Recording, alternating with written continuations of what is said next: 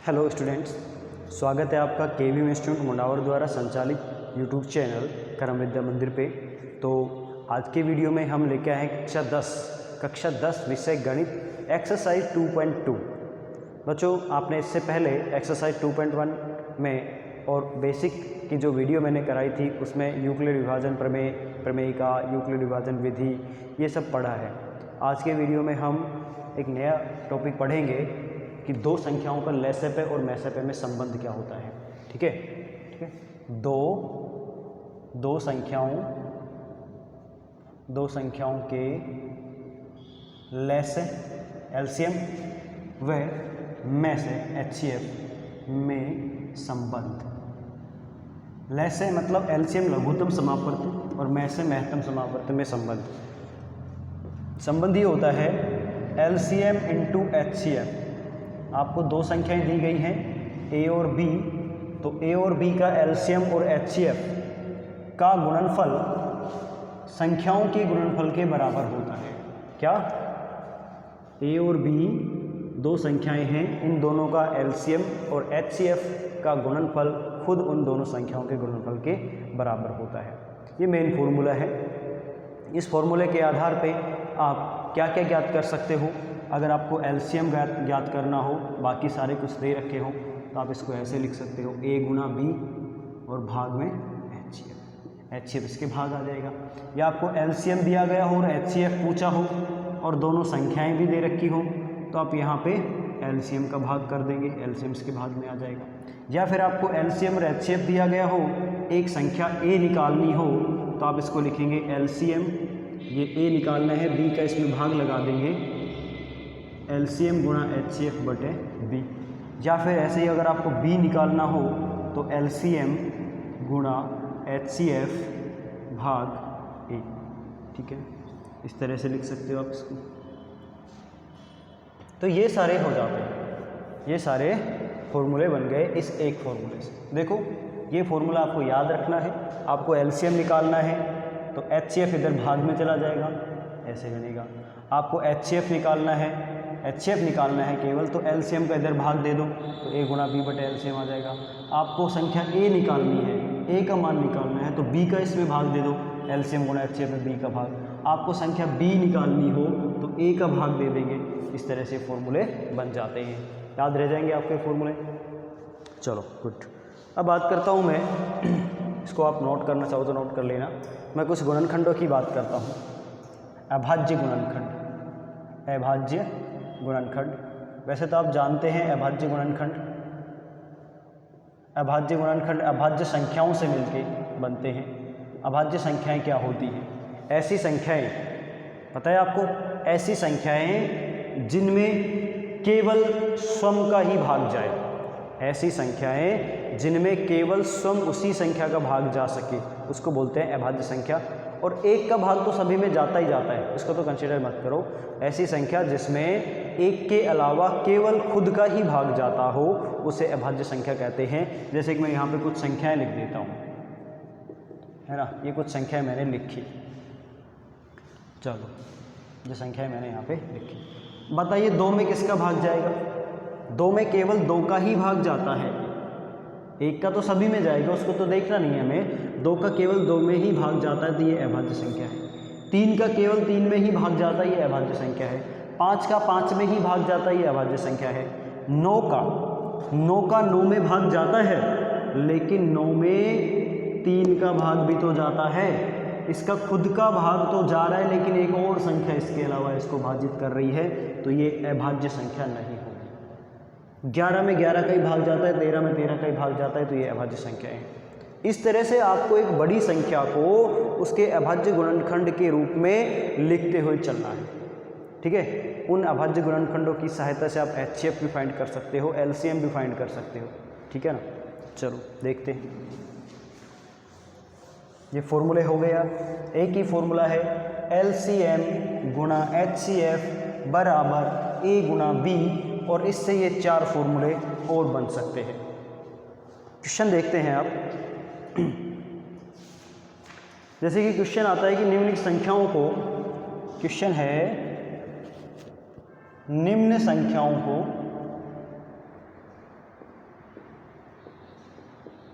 अभाज्य गुणनखंड के रूप में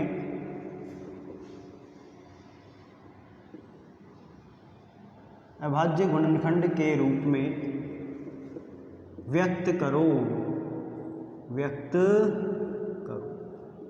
निम्न संख्याओं को अभाज्य गुणनखंडों के गुणनफल के रूप में व्यक्त करो। तो संख्या दे दी आपको नंबर 1 पे 468, ये एक संख्या है। अभी हम सिंगल नंबर के लिए लेके चलते हैं। ये एक संख्या आ गई, इसको अभाज्य गुणनखंड के गुणनफल के रूप में लिखना है। तो भाई देखो, आपने जो तरीका पढ़ा है ना, उससे ही कर लेना इसको। ये 468 गुणनखंड ज्ञात करते हैं। सबसे पहले आप इसमें 2 का भाग देंगे, अभाज्य संख्याओं का ही भाग लगेगा सभी का। 2 का भाग 2 दूनी 4, 2 तिया 6, 2 चौका 8। फिर 2 का भाग जाएगा 2 एकम 2, 2 एकम 2, 2 साती 14। अब 2 का भाग तो नहीं जाएगा क्योंकि लास्ट वाली संख्या विषम हो गई है ना। तो 3 का भाग चेक करके देखें, अंकों का योग करें। 7 और 1 8 और 1 9, 9 में 3 का भाग जाएगा तो इसमें भी जाएगा। 3 तिया 9, 2 3 9 27। अब देखते हैं 9 और 3 12 हो रहा है, तो फिर 3 का भाग चला जाएगा। 3 एकम 3 3 13 तो खुद एक अभाज्य संख्या है, तो 13 में 13 का ही भाग जाएगा। तो 468 के गुणनखंड क्या बने? 2 गुना 2 गुना 3 गुना 3 गुना 13। इस तरह से अभाज्य गुणनखंड आप ज्ञात कर सकते हो। ये जो भी जितने भी अभाज्य संख्याएं आई, इनको गुणा करके लिखना है। तो गुणा करेंगे तो आपको 468 ही प्राप्त होगा। और ये गुणनखंड हमने किस रूप में लिख दिए? अभाज्य संख्याओं के रूप में। वैसे तो इसके और भी बहुत सारे गुणनखंड बन सकते हैं, लेकिन केवल अभाज्य संख्याओं के रूप में इसका ये ही गुणनखंड का पेयर आएगा। ठीक है, एक और क्वेश्चन चेक करते हैं। अगला क्वेश्चन मैं लेता हूँ 945, आपकी बुक से ही ले रहा हूँ क्वेश्चन में। 945 इसके गुणनखंड बनाने हैं। तो भाई 945 ऐसे रख लो इसको। ठीक है, तो 945 है ना, तो इसके लास्ट में सम संख्या है। 2 का भाग तो जाएगा ही नहीं। आप ऐसा करो, इनके अंकों का योग करो। 5 4 9 9 18। 3 का भाग चला जाएगा। 3 तिया 9, 3 एकम 3, 3 पंजे 15 है ना। 5 1 6 3 9। फिर 3 का भाग चला जाएगा। 3 पंजे 15। फिर 3 का भाग चला जाएगा। ठीक है, अब 3 का भाग नहीं जाता क्योंकि अंकों का योग हो गया 5 और 3 8। तो संख्या के लास्ट में 5 है। जिस संख्या के अंत में 5 और 0 होता है, उसमें 5 का भाग जाता है आराम से। 7 बार चला जाएगा। 7 खुद एक अभाज्य संख्या है, तो उसमें 7 का ही भाग जाएगा। तो भैया इसके गुणनखंड आ गए 3 गुना 3 गुना 3 गुना 5 गुना 7। ऐसे लिख सकते हैं। आप इनको घातांक के रूप में भी लिख सकते हो। 3 कितनी बार आया? 3 बार। तो इसको ऐसे लिख सकते हैं 3 की घात 3, 5 की घात 1, 7 की घात 1, क्योंकि एक बार आए हैं। इसको भी आप लिख सकते थे। ये 2 कितनी बार आया? 2, तो 2 की घात 2 लिखा जाएगा। 3 दो बार आया है, तो 3 की घात 2। 13 एक बार आया तो 13 की घात 1। ऐसे व्यक्त कर सकते हैं। ठीक है, ऐसे व्यक्त कर सकते हैं। समझ आ गया होगा आपको। ये गुणनखंड करने का तरीका है। जिसको ये नहीं आता है वो इस तरीके को सीख ले पहले। जब तक उसको ये तरीका नहीं आएगा, ये एक्सरसाइज नहीं आएगी। ठीक है बच्चों, तो ये आपको बिल्कुल सीखना है। एक और क्वेश्चन लेके चलता हूँ मैं, कि आपको क्वेश्चन दे दिया नंबर 5 पे 20,570 इसके अभाज्य गुणनखंड करो। तो आपको ऐसे ही करना है। यहाँ पे लिखते हैं 20,570 इसके गुणनखंड करते हुए चलिए। तो भाई 0 है लास्ट में, तो 2 का भाग जाएगा। 2 एकम 2 0, 2 दूनी 4 1, 2 अठी 16, 2 पंजे 10। ठीक है भाई। फिर 2 का भाग तो नहीं जाएगा क्योंकि अंत में विषम संख्या आ गई। उससे पहले हम फिर 3 का चेक करते हैं। 5 का तो जाएगा ही जाएगा इसमें भाग, क्योंकि अंतिम संख्या 5 है। लेकिन 3 का और देखते हैं। 8 5 13 और 2 15 और 1 16 नहीं जाएगा, तो 5 का ही भाग दो। 5 दूनी 10, 0 पचम 25, 3 5 7 35। ठीक है भाई। अब देखते हैं 5 7 12 2 14। 3 का तो नहीं जाना, पहले ही चेक कर लिया। 2057 आ गया। 2057 आ गया। अब किसका भाग जा सकता है इसमें? 7 का चेक करके देखें। 7 दूनी 14 है ना। तो भाई 7 दूनी 14 बच गया 6, 65 हो गए। 7 और 56, 7 9 63 बच गए 2, और भाई 63 27 हो गए। नहीं जा रहा 7 का भी, तो 7 का भाग भी नहीं जा रहा इसमें है। सोचो सोचो, अभाज्य संख्याओं को बढ़ाते चलो। 2 का नहीं जा रहा तो 3 का देखो, 3 का नहीं जा रहा तो 5 का देखो, 5 का नहीं जा रहा तो 7 का भी नहीं गया। 7 के बाद अगली अभाज्य संख्या क्या आएगी? 11 आएगी। 11 का देखते हैं, 11 एकम 11, बच गए 9, 95 हो गए, 11 8 88 हो गए 7, 11 7 77, 11 7 77 चला गया भाग। फिर 11 का देखो, 11 एकम 11, बच गए 7, 11 7 77 और फिर 17 का भाग 17 में 1 पर चला जाएगा। तो इसके गुणनखंड क्या आ रहे हैं? 2 गुना, इसके गुणनखंड आ रहे हैं 2 गुना 5 गुना 11 गुना 11 गुना 17।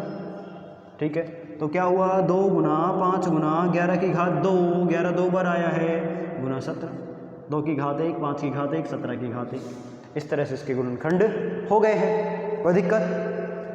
कोई दिक्कत नहीं आएगी इसमें। ठीक है बच्चों, अब मैं इसको मिटाऊंगा, स्क्रीनशॉट लो फटाफट।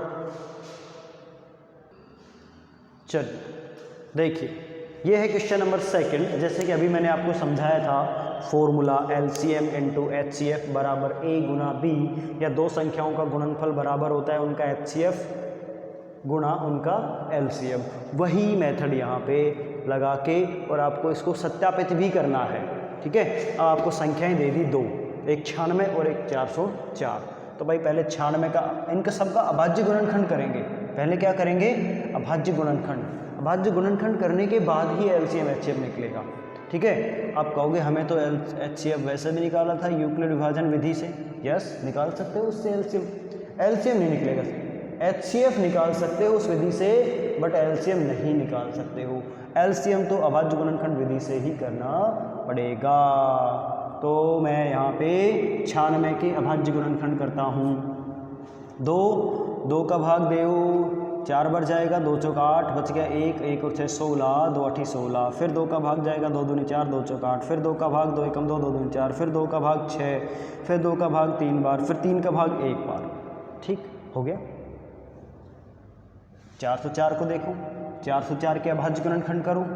404 के अभाज्य गुणनखंड 2 का भाग 2 दूनी 4 0 2, फिर 2 का भाग 2 एकम 2 0 1, फिर 1 2 का भाग नहीं जाएगा, 3 का भी नहीं जाएगा, 5 का भी नहीं जाएगा, 7 का चेक करते हैं, 7 एकम 7, बच गए 3, नहीं जाएगा।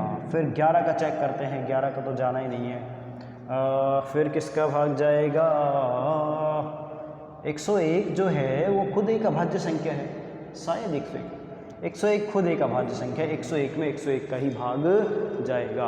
101 खुद एक अभाज्य संख्या है, तो इसमें तो खुद का ही भाग जाएगा, 101 का ही भाग देके रखें। तो इस प्रकार से 96 के गुणनखंड क्या आए, ये देखिए इधर 2 गुना 2 गुना 2 गुना 2 गुना 2 गुना 3, 1 2 3 4 5 बार तो 2 आया है, 1 2 3 4 5 और 1 बार 3। और भाई 404 के गुणनखंड आए, ये इधर 2 गुना 101 हो गया। अच्छा जी, अब यहाँ पे मैं लिखता हूँ HCF। बच्चों जो HCF होता है ना, वो जब इनके गुणनखंडों में जब इनको आप बांट दोगे तो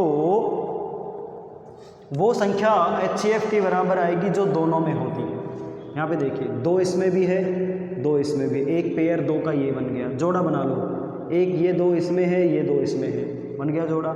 इसके अलावा इसमें 101 है, लेकिन यहाँ पे 101 नहीं है, इसका जोड़ा नहीं बनेगा। बाकी इसमें 2 2 2 3 है, इसमें तो है ही नहीं। यानी कि एक जोड़ा बना 2 का ये और एक जोड़ा बना 2 का ये, इनको कर दो गुना। इन दोनों में से 1 2, इन दोनों में से 1 2 गुना हो गए, तो कितना आया? HCF 4 आ गया। अब बात करते हैं LCM की। LCM जो होता है वो इसमें अभाज्य गुणनखंडों की अधिकतम घातों को गुणा करके लिखा जाता है। अभाज्य गुणनखंड की अधिकतम घातों को गुणा करके लिखा जाता है। देखो 2 की घात अधिकतम कितनी आई? यहाँ पे 2 की घात अधिकतम कितनी है? 5, 3 की घात 1, और यहाँ पर भी 2 की घात कितनी थी? 2। ठीक है। अच्छा, HCF जो होता है ना, HCF वो 2 की वो अभाज्य गुणनखंडों की न्यूनतम घातों को लिखा जाता है। न्यूनतम घातों को देख के लिखेंगे, वो भी न्यूनतम घातें जो दोनों में कॉमन है। उभयनिष्ठ अभाज्य गुणनखंडों की न्यूनतम घात, उभयनिष्ठ अभाज्य गुणनखंड की न्यूनतम घात तो इसमें से कितनी थी? 2 की पावर 2 ही थी। है ना। अब हम एलसीएम ज्ञात करेंगे तो कौन सी घात लेनी पड़ेगी, अधिकतम घात, अभाज्य गुणनखंडों की अधिकतम घात। इसमें उभयनिष्ठ नहीं देखना पड़ता। देखो 2 की पावर 2 और 2 की पावर 5 में से अधिकतम घात कितनी है, 2 की पावर 5। 3 का अभाज्य गुणनखंड अधिकतम घात कितनी है, 1, और 101 भी है, 101 की अधिकतम घात कितनी है, 1। इनको गुणा कर दो भाई, 2 की घात 5 कितना आएगा, 2 दूनी 4, दूनी 8, दूनी 16, दूनी 32, 32 गुना 3 गुना 101, 32 को 3 से गुणा करो, 3 दूनी 6, 3 तिया 9 गुना 101, गुना करेंगे 101 को 6 से गुना किया 606, हासिल आ गई 60। 101 को 9 से गुना किया तो 909, इसमें जोड़ो तो 969, 9696। ठीक है बच्चों, इस तरह से ये HCF आया, ये वाला 4 और LCM आया 2। आधा पार्ट सोल्व हो गया। क्वेश्चन में क्या पूछा था, HCF व LCM ज्ञात करो। देखो इसको लिखने का तरीका क्या है, इसको लिखने का तरीका ऐसे है, HCF फिर ब्रैकेट में लिखना ये संख्याएं, कौन सा, 96,404 बराबर 4। इसका मतलब क्या समझा जाएगा, 96 और 404 का HCF 4 है।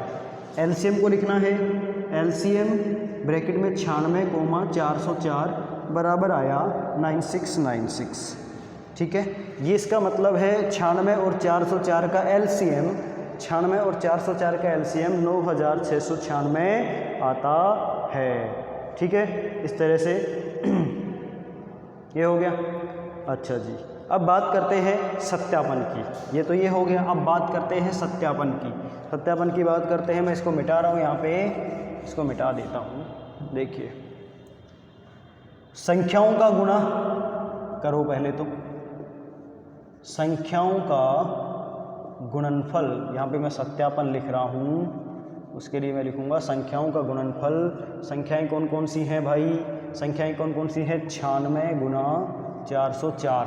96 को 4 से 4 से गुणा करो, गुणा करेंगे 4 6 का 6, इसको ऐसे लिख लो ना, 404 गुना 96, 6 चौका 24, 2 80, 6 चौका 24, 9 चौक 36, 9 चौक 36, 4 8 7 8 3, 38,784 आ रहा है भाई। ये तो संख्याओं का गुणनफल हो गया। अब लिखेंगे LCM गुणा HCF, इनका भी गुणनफल करके देखते हैं। LCM आया 9696, HCF आया 4, गुणा करो 4 6 का 24 हासिल 2, 9 चौक 36 और 2 38 हासिल 3, 6 चौक 24 और 3 27 हासिल 2, 9 चौक 36 और 2 38, ये आ रहा है भाई 38,784, ये भी आ रहा है 38,784। तो संख्याओं का गुणनफल किसके बराबर आ रहा है, HCF गुणा LCM के। तो ये संख्याएं तो थी, संख्याओं का गुणनफल ये होता है, अतः हम लिख देंगे, अतः संख्याओं कौन कौन सी, ब्रैकेट में लिखना 96,404 का गुणनफल बराबर होता है HCF गुणा LCM। ये हो गया सत्यापन भाई, ये हो गया इस क्वेश्चन का सत्यापन। भाई दोनों संख्याओं का जो गुणनफल है वो उन संख्याओं के HCF और LCM के गुणनफल के बराबर आया। इसको नोट करिए। ओके बच्चों, इस क्वेश्चन के 2 पार्ट और है। क्वेश्चन सेकंड, इसका सेकंड का सेकंड पार्ट 337 व 54, ये 2 संख्याएं हैं, इनका HCF और LCM सेम ऐसे ही अभाज्य गुणनखंड के ज्ञात करना है। अभाज्य गुणनखंड निकाल लेना इनके, फिर जो संख्याओं के जो न्यूनतम घात दोनों में कॉमन है वो तो HCF होगा, और अभाज्य गुणनखंड के सारे पेयर्स अधिकतम घात वाले उनको गुणा करके LCM निकालेंगे। सत्यापन भी कर लेना, और इसमें भी सबका अभाज्य गुणनखंड करना पहले अलग अलग, 90 का अलग, 144 का अलग, फिर HCF निकालना, LCM निकालना, उसके बाद उसका सत्यापन करना है आपको। तो इस तरह से आपका दूसरा क्वेश्चन मेरे हिसाब से हो जाएगा। तो मैं चलता हूँ क्वेश्चन नंबर 3 की ओर। क्वेश्चन नंबर 3 की ओर चलिए। ये रहा क्वेश्चन नंबर 3 आपके सामने। ये है अगला क्वेश्चन, अभाज्य गुणनखंड विधि से निम्न पूर्णांकों का LCM और HCF ज्ञात करो। तो अभाज्य गुणनखंड विधि तो अभी पढ़ा, लेकिन उसमें आपने पढ़ा 2 संख्याओं के लिए, और इसमें आपको दे दी 1 2 3, 3 संख्याएं, 1 2 3। तो 3 संख्याओं का या 2 से ज़्यादा संख्याओं का LCM और HCF गुणनखंड विधि से निकालना है। क्या करना है, कुछ नहीं, ऐसे ही गुणनखंड करो, सबके गुणनखंड करिए पहले। भाई 12 के गुणनखंड करो, अभाज्य गुणनखंड मैं डायरेक्टली कर रहा हूँ इसमें। भाई 12 का अभाज्य गुणनखंड करूँगा तो 2 6 की 12, 2 3 6, 3 एकम 3, तो कितना आया 3 दूनी 6 दूनी 12, 2 गुना 2 गुना 3। फिर मैं अभाज्य गुणनखंड करता हूँ 15 का, तो 15 में भाई 3 का भाग 5 बार और 5 का भाग 5 में 1 बार, तो 15 के गुणनखंड हो गए 3 गुना 5। फिर मैं तीसरी संख्या के गुणनखंड करता हूँ 21 के, 21 के गुणनखंड आए भाई 3 7 21 और 7 एकम 7, तो ये आ गया 21 का गुणनखंड 3 गुना 7। ठीक है बच्चों, इस तरह से गुणनखंड निकाल लिया आपने। अच्छा, गुणनखंड हो गए। अब आपको निकालना है में, से, पे या HCF। कैसे निकलेगा? कैसे? ऐसी संख्या जो इसमें तीनों में विद्यमान है वो HCF होती है। इसमें 2 है तो 2 तो इसमें है ही नहीं, तो 2 तो HCF आने वाला नहीं है। इसमें 3 है, 3 इसमें भी है, ये रहा 3, ये रहा 3, ये रहा 3, तीनों में 3 मिल गया, 3 HCF हो गया। इसके अलावा देखो इसमें 5 है, इनमें किसी में 5 नहीं है, इसमें 7 है तो इनमें किसी में 7 नहीं है, तो इसके अलावा और कुछ भी संख्या नहीं आ रही, तो इसका HCF कितना हो गया 3। ओके, अब ज्ञात करते हैं ले, से, पे या LCM। ठीक है, देखो कौन कौन से गुणनखंड है। 2 के गुणनखंड हैं, 3 के गुणनखंड भी हैं, 5 के भी हैं, 7 के भी हैं, सारे लिखे जाएंगे और वो भी जो ज़्यादा बार आ रहे हैं। देखो 2 का गुणनखंड इधर 2 गुना 2 आया तो इसको 2 गुना 2 लिखो। 3 का गुणनखंड इधर एक बार, इधर एक बार, इधर एक बार, तो एक बार ही है अधिकतम। 5 का गुणनखंड इधर एक बार आया, इसको भी लिखना है। 7 का गुणनखंड भी आ रहा है। इसके अलावा कुछ और भी आता संख्या तो सारी संख्याएं लिखी जाती है, गुणा होती।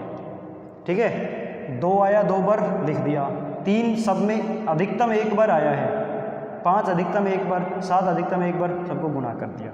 गुणा करो भाई, 2 दूनी 4, 4 पंजू 20, 20 तिया 60, ऐसे कर लो ना। 7 पंजू 35, 35 दूनी 70, 70 दूनी 140, 140 तिया 420, 2 दूनी 28 होते 42।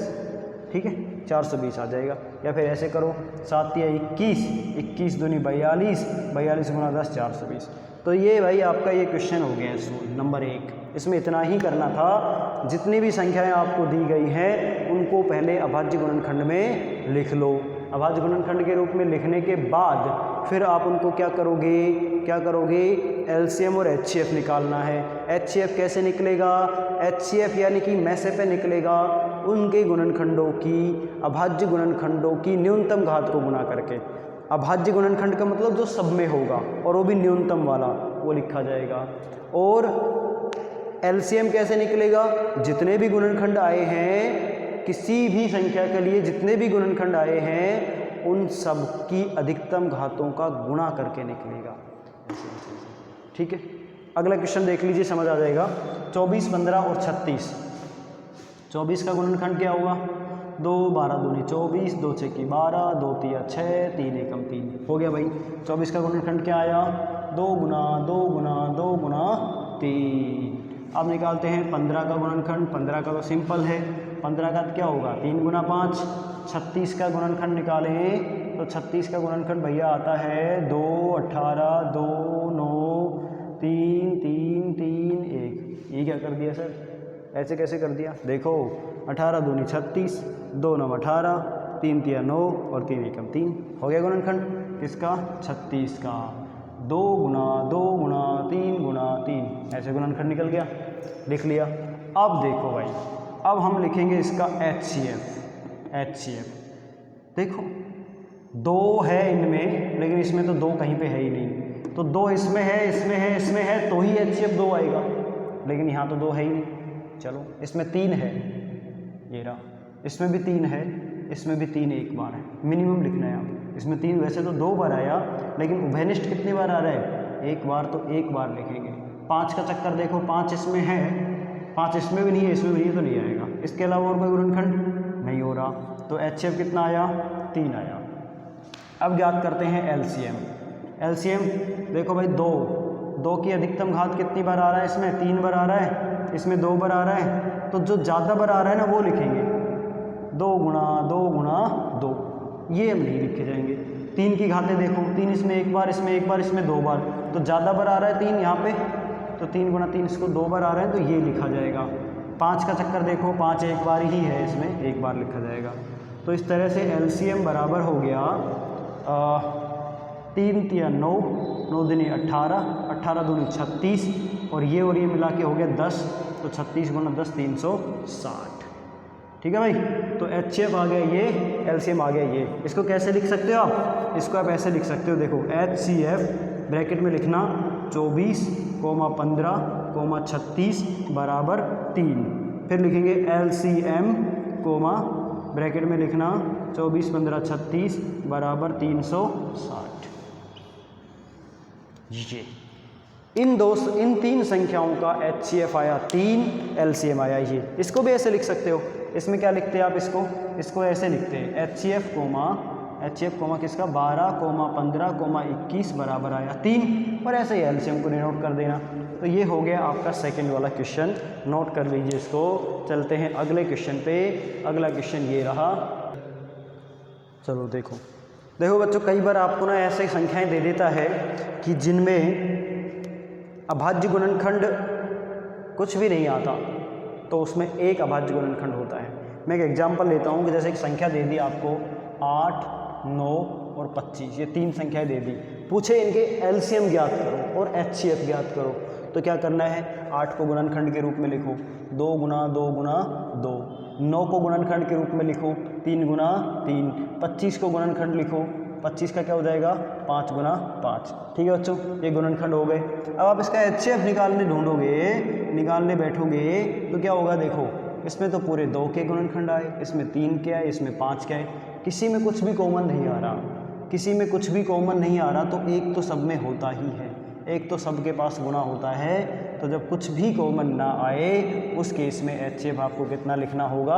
1 लिखना होगा, 1 लिखना होगा।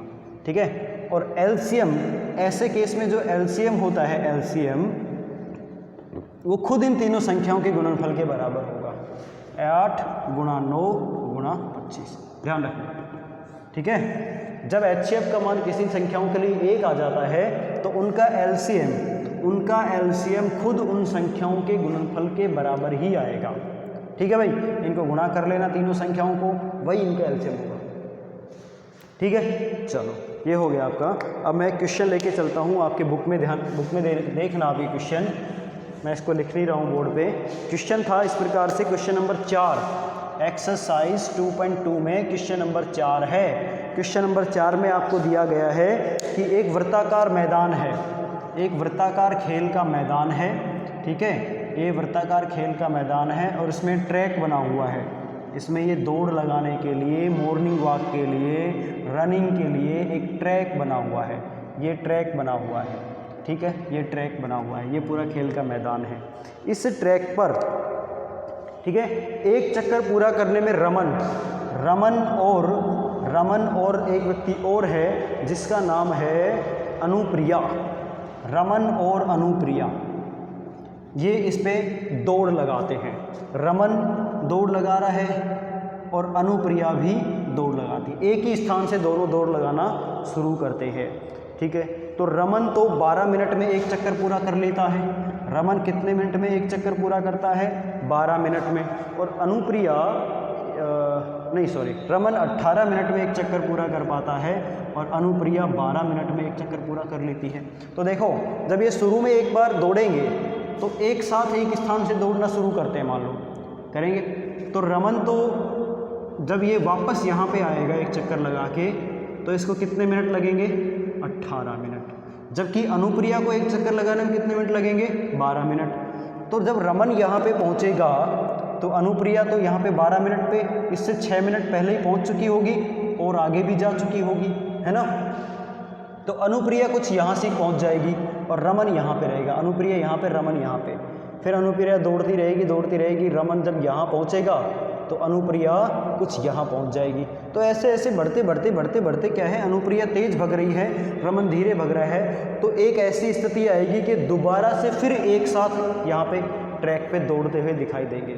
ये एक बार फिर ऐसा आएगा कि ये दोनों एक ही बिंदु पे आ जाएंगे, क्योंकि अनुप्रिया तेज भाग रही है, रमन धीरे भाग रहा है। तो रमन धीरे भाग रहे, अनुप्रिया तेज भाग रहे, अनुप्रिया तेज, रमन धीरे, अनुप्रिया तेज, अनुप्रिया, फिर वापस से एक बिंदु पे मिलेंगे। ठीक है, कितने समय बाद ये मिलते हैं, दोबारा से पुनः इस ट्रैक पर ये कितने समय बाद मिलते हैं वो हमें ज्ञात करना है। कुछ नहीं, ऐसे सवालों में आपको क्या करना है, रमन का जो समय दिया गया है वो 18 मिनट है, तो 18 के आप अभाज्य गुणनखंड करो। क्या करेंगे, 18 के अभाज्य गुणनखंड करो, 18 के अभाज्य गुणनखंड हो जाएंगे 2 गुना 3 गुना 3, 3 3 9 9 2 18। और अनुप्रिया का जो समय है 12, उसका अभाज्य गुणनखंड करो, 2 2 4 4 3 12। ठीक है, अब देखो, अब हम एलसीएम निकालें या एचसीएफ निकालें, दिक्कत ये आती है। इसमें कई बार क्या होता है, क्वेश्चन में एलसीएम और एचसीएफ निकालना बहुत आसान हो जाता है, क्योंकि वो कुछ वर्ड दे देता है, उन वर्डों की सहायता से हम एचसीएफ एलसीएम निकाल सकते हैं। जैसे कि आपको मैसे पे अगर निकालना है तो वो समय देगा, आपको कुछ हिंट देगा, जैसे कि अधिकतम वर्ड दे दिया, अधिकतम दे दिया, या ज़्यादा से ज़्यादा दे दिया, है ना, या फिर मैक्सिमम बोलता है, अधिकतम दे दिया, ज़्यादा ज़्यादा दे दिया, और या सबसे बड़ा दे दिया, ऐसे मतलब बड़े अधिकतम ज़्यादा वाले शब्द देगा तो मैसे पे निकालना है। और लैसे पे अगर निकालना है आपको, तो लैसे पे निकालना है तो वो क्या देगा, मिनिमम या न्यूनतम, छोटे से छोटा, सबसे छोटा, इस तरह के शब्द देगा तो आपको एलसीएम निकालना है लैसे पे। और अधिकतम, बड़े से बड़ा, महत्तम तो मैसे पे, लघुतम तो लैसे पे, ऐसे निकालना पड़ता है। इसमें कुछ नहीं दिया तो हम एक आइडिया लगाएंगे भाई। जब आप किन्हीं दो संख्याओं का एचसीएफ निकालते हो, एचसीएफ जो होता है हमेशा उन संख्याओं से छोटा आता है। आप इनका एचसीएफ निकालोगे ना तो इनसे छोटा आएगा। छोटा का मतलब कि भाई इनसे छोटा होएगा। तो क्या ऐसा हो सकता है कि रमन और अनुप्रिया दोनों एक साथ दौड़े और भाई वो 5 मिनट में ही मिल जाए? नहीं ना भाई, 5 मिनट में तो रमन यहाँ पहुँचेगा और अनुप्रिया यहाँ पहुँच चुकी होगी, तो मिलेंगे कैसे?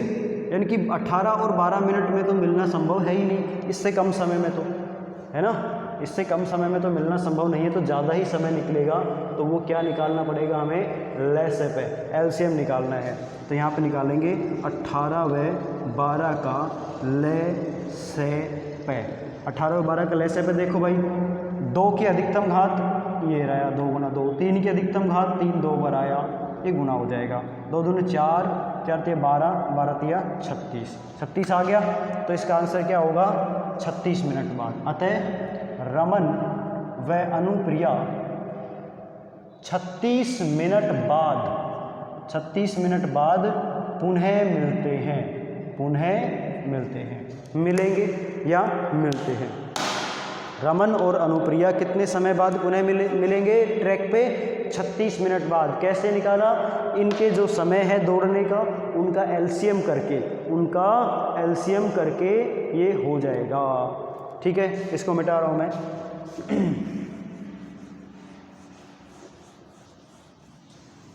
चलते हैं अगले क्वेश्चन की ओर। चलिए, अगला क्वेश्चन ये है कि भाई आपका क्वेश्चन नंबर 5 है ये, एक संगोष्ठी में हिंदी H, इंग्लिश अंग्रेजी E और गणित विषय M के प्रतिभागियों की संख्या है 60, हिंदी के 60, अंग्रेजी के 84 और मैथ के 108 हैं। ठीक है, यदि प्रत्येक कमरे में बराबर संख्या में एक विषय के प्रतिभागी बैठाए जाते हैं तो आवश्यक कमरों की न्यूनतम संख्या ज्ञात करो। यहाँ पे वर्ड क्या आ गया सवाल में, न्यूनतम। तो आपको इस वर्ड को ढूंढना है। तो मैंने क्या बताया था, मैंने शायद कुछ उल्टा बता दिया। हाँ, जब आपको एचसीएफ निकालना है तो आपको वर्ड दिया गया होगा न्यूनतम, और जब आपको एलसीएम निकालना है तो आपको वर्ड दिया गया होगा अधिकतम। ऐसे है भाई, मैं थोड़ा गलत बोल गया हूँ शायद, सॉरी फॉर दैट। अगर आपको एचसीएफ निकालना है या न्यूनतम वर्ड दिया गया है या कम से कम दिया गया है तो आप एचसीएफ फाइंड करेंगे सीधा। अधिकतम या ज़्यादा से ज़्यादा दिया गया तो आप एलसीएम निकालेंगे। ओके, इसमें दिया गया है न्यूनतम कितने प्रतिभागी बैठाए जाएं ना, आवश्यक कमरों की न्यूनतम संख्या ज्ञात करनी है। इतने प्रतिभागी हैं तो सबका पहले फैक्टर निकालो। 60 का गुणनखंड, 84 का गुणनखंड और भाई 108 का गुणनखंड लिखिए यहाँ पे।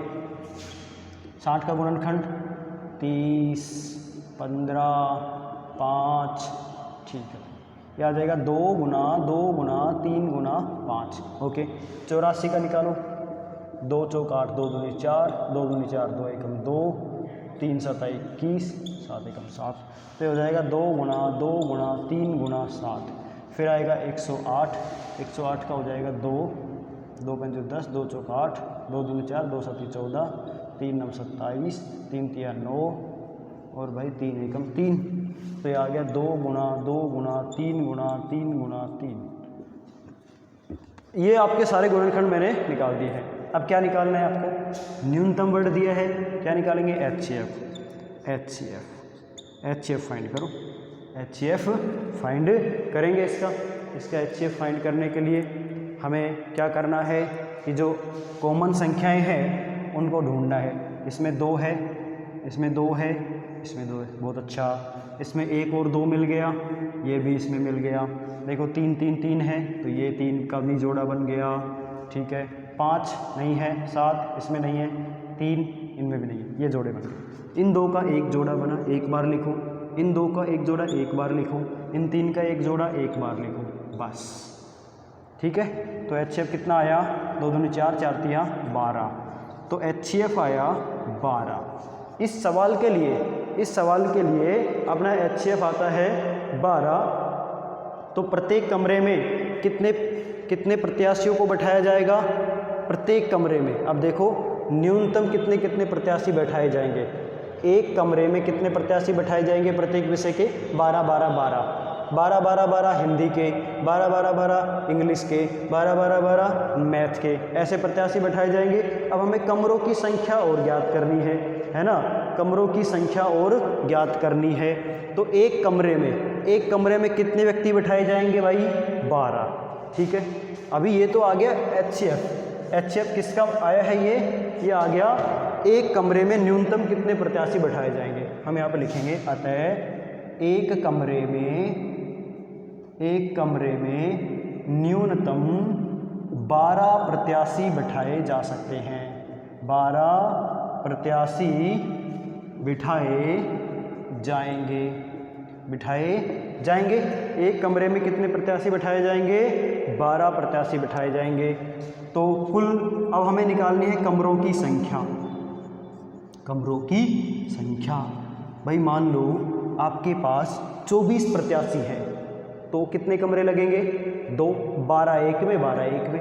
आपके पास 60 प्रत्याशी हैं तो कितने कमरे लगेंगे? 12 12 12 12 12 पंजे 60, 5 कमरे। मतलब हमारे पास कुल कितने प्रत्याशी, इनको जोड़ो, बराबर हो जाएगा कुल प्रत्याशियों की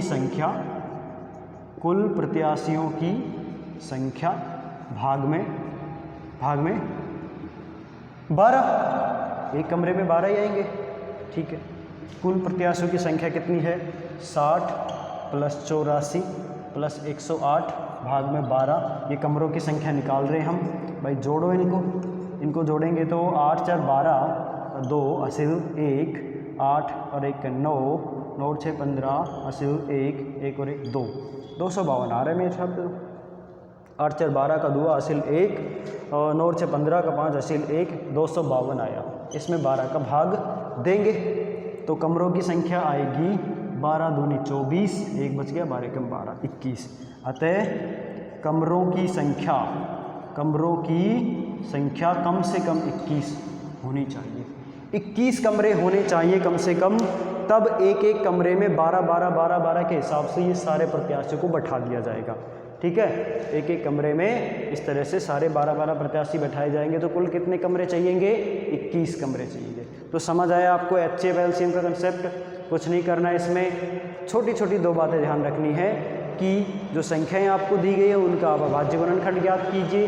अभाज्य गुणनखंड करने के बाद संख्या में सवाल में कुछ वर्ड देगा, स्पेशल वर्ड, जैसे कि न्यूनतम दे दिया तो आपको HCF फाइंड करना है, जैसे कि अधिकतम दे दिया तो आपको LCM निकालना है, ठीक है। और कई बार ऐसी सिचुएशन आती है कि ये वर्ड नहीं देता है, तो आपको क्वेश्चन को समझ के अपने विवेक के आधार पर देखना है कि हम HCF निकालें तो आंसर आएगा या LCM निकालें तो आंसर आएगा, ठीक है।